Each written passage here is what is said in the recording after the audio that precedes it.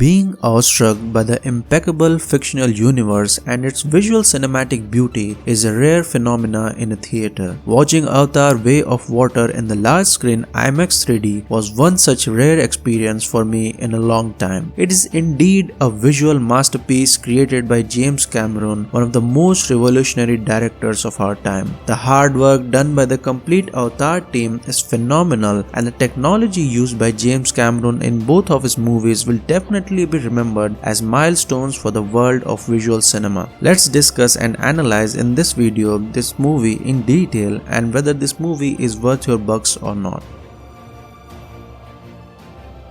The cinematography and the CGI, or collectively the visual representation, is the main USP of Avatar franchise. Almost everyone will go to watch this movie with the sole purpose to experience the soul-soothing, beautiful fictional alien world of Pandora, and James Cameron already knew this, that the success of the Avatar franchise was largely or almost say completely dependent on its visual representation. This is the reason why you will be shown many beautiful and long shots of the natural beauty of Pandora, especially the ocean ecosystem in this movie. To be more precise, for the first 2 hours of the movie, James Cameron has solely focused on the experience he wants to give to his audience rather than saying or progressing much of the story for the time being. Much about the story later, but my goodness, the sheer beauty of each shot is exceptional. You will experience a whole new vibrant ocean ecosystem of Pandora this time, contrary to the terrestrial world shown in the first movie. The marine life shown in this movie is very thoughtfully designed, with high color dynamics refracting through your cinema screen, the beautiful sunsets, ocean waves, lifelike Navi characters, exploding color palette all around, and topping it off with a 1 hour long nail-biting adrenaline-filled action sequence. I was honestly blown away by such larger-than-life experience. Talking about the CGI, I noticed that the characters' details, expressions, and the realism was even more acceptable than the last film. Obviously, the technology has evolved even more in the last decade, making the CGI look even more better and real than the last movie. The motion capture cameras, or as quoted by James Cameron himself, the performance capture cameras, has captured in great detail even the intricate emotions of happiness,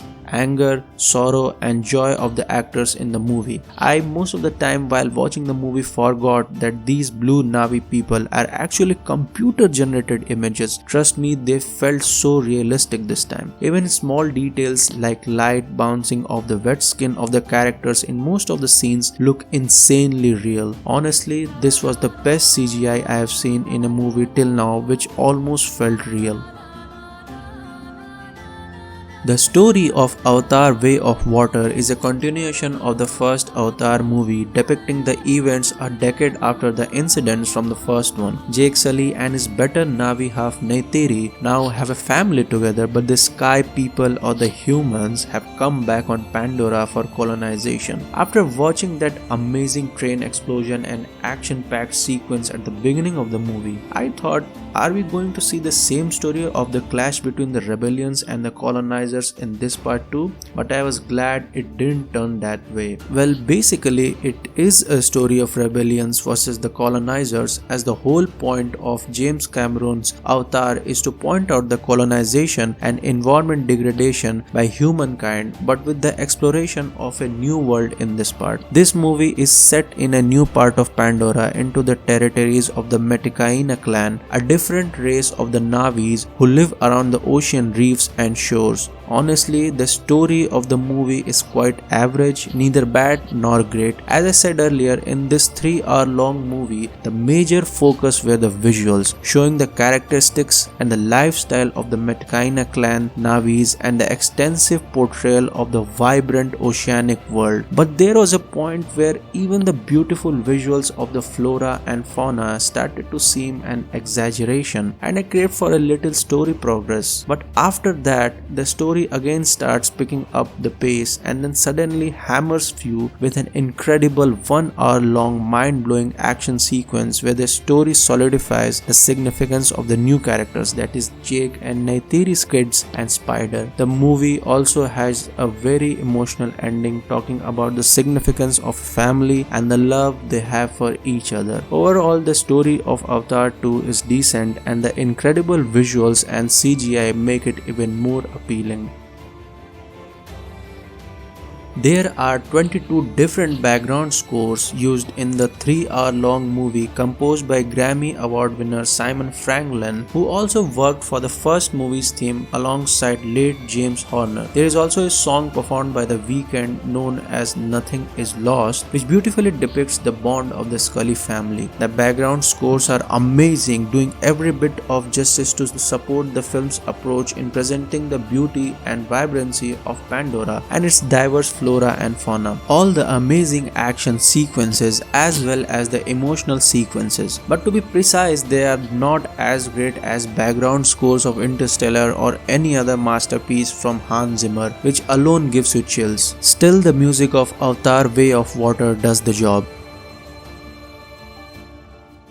Avatar is a magnanimous fiction franchise in the making, which might well be remembered by the generations for not just giving its viewers the experience, but also opening new portals for the world of digital filmmaking. We all as an audience have to support such brave content so that more filmmakers dive into such cinema and make their efforts possible to bring out the spectacular imaginations of human minds live on the big screen. My overall rating for Avatar: Way of Water is an 8 out of 10 for the amount of hard work and high technology used in it to bring out some of the most stunning and beautiful visuals on the screen of cinema, and for giving us movie buffs a chance to experience something unique and absolutely cinematic. I highly recommend this movie to anyone, even to those who are not interested in movies, to go and enjoy this next level filmmaking. Try to experience this movie in IMAX 3D if possible. I know it will cost some extra bucks, and also IMAX theaters are not in every city of the world, but trust me on this, IMAX 3D will provide you the best experience and will truly justify the cinematic experience of this movie. So if possible,